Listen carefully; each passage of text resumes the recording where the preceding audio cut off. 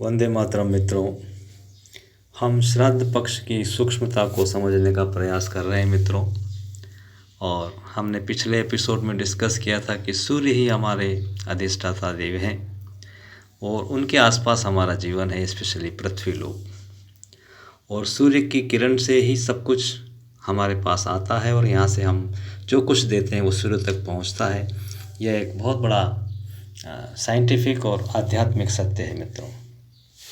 सूर्य की किरण हम जब सब जानते हैं साइंटिफिकली 8 मिनट 20 सेकंड में पहुंचती है और यहाँ से जो कुछ हम ऑफ़र करते हैं और हमारे यहाँ ये मान्यता है, देखिए मित्रों, कि हम पूर्व की दिशा में सोच नहीं जाते, हम मूत्र विसर्जन नहीं करते, हम थूकते नहीं कि उधर सूर्य हैं।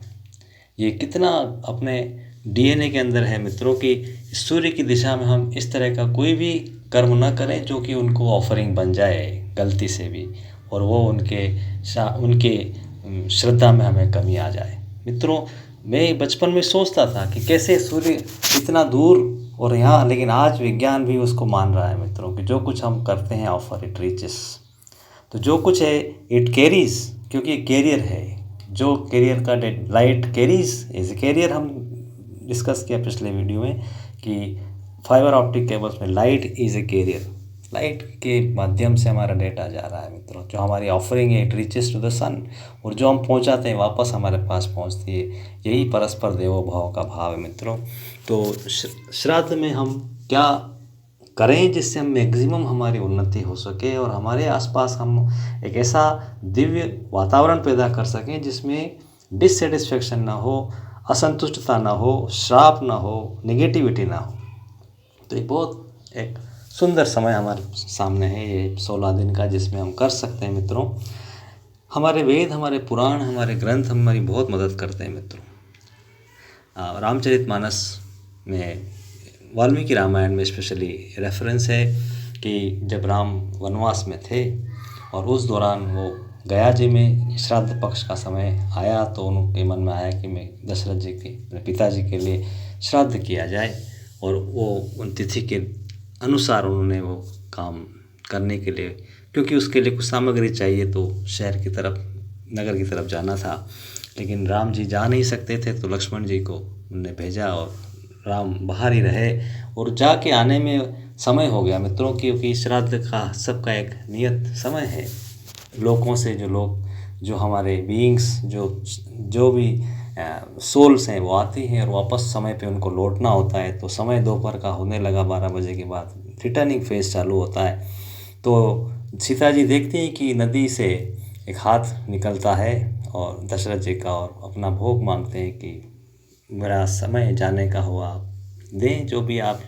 अब उनके पास उस समय, क्योंकि लक्ष्मण और राम वापस पधारे नहीं, तो कैसे क्या बनाएं। उन्होंने उसी समय संकल्प किया, रेत के पिंड बनाए और जो भी फूल, पुष्प और जो जल था उनको आहूत किया और उनको प्रार्थना करके कि यही मेरे कर सकते हो। उन्होंने सहर्ष उसको स्वीकार किया, उनको आशीर्वाद दिया और वो अपने लोक में चले गए। मित्रों, इस वस्तुओं का की कोई इम्पोर्टेंस नहीं, हमारी चेतना क्या है। उस समय जिस पल आपके सामने जो सारे संसार के खजाने की मालकिन है महालक्ष्मी स्वयं अपने ससुर को जब पृथ्वी पर आ रही हैं, तो रेत के लड्डू, रेत का पिंड बना के उनको ऑफर करना पड़ रहा है मित्रों। ये समय आता है, ये ईश्वर बताते हैं कि उस समय भी हमारे जो कर्म है, हमारे जो श्रद्धा है, हमारी जो ईश्वर में धैर्य के साथ चलने की जो भाव है, उसमें कमी नहीं आना चाहिए। वो माँ सीता ने बताया।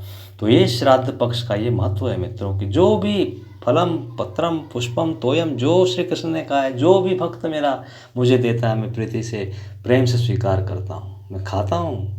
वो कह रहे हैं कि उनको जो कुछ आप दे रहे हैं वो ही इज टेकिंग। और सारे बीइंग्स जो हमारे आसपास है उनका ही स्वरूप है मित्रों। हमारे पूर्वज भी वही हैं, उनका डायमेंशन कम ज़्यादा हो सकता है मित्रों। तो ये श्राद्ध पक्ष इतना महत्वपूर्ण है, अगर हमने उसको सही चेतना से किया, सही भाव से किया, अवश्य रूप से उनका आशीर्वाद, उनका प्रेम और उनका अनंत जो स्नेह हमारे जीवन को उन्नत करता है। हमारे आसपास जो शांति जिसकी हम अपेक्षा करते हैं वो स्वतः ही विद्यमान होती है मित्रों।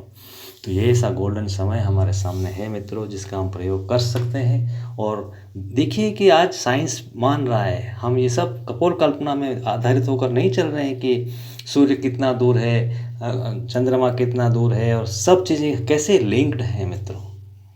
तो इन्हीं भावनाओं के साथ और इसी प्रार्थना के साथ कि हम वैज्ञानिक दृष्टिकोण से समझें, आध्यात्मिक दृष्टिकोण से समझें, और सही चेतना में इस ऑफरिंग को उनकी तरफ निवेदित करें, ताकि उनका प्रेम, आशीर्वाद और स्नेह हमें और उत्तरोत्तर आगे बढ़ाए। इसी भावना के साथ वंदे मातरम मित्रों।